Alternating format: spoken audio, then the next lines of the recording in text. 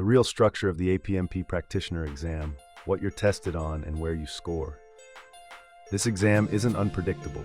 It's structured, it's syllabus-based, and if you understand how it's scored, you stop guessing and start passing. Let's break it down. 80 questions across 6 sets. But here's the catch. You can't just aim for 50% overall. You must score at least 50% in each syllabus area. That means even if your total score is high, a weak spot can fail you. Most strong candidates fail here, especially on behavior and attitude. Don't walk in cold. Use the APMG mock exam at least twice.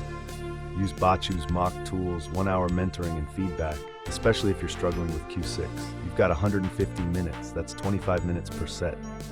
You're not just answering questions, you're proving you can behave like a structured, bouquet-aligned practitioner across all 4 areas.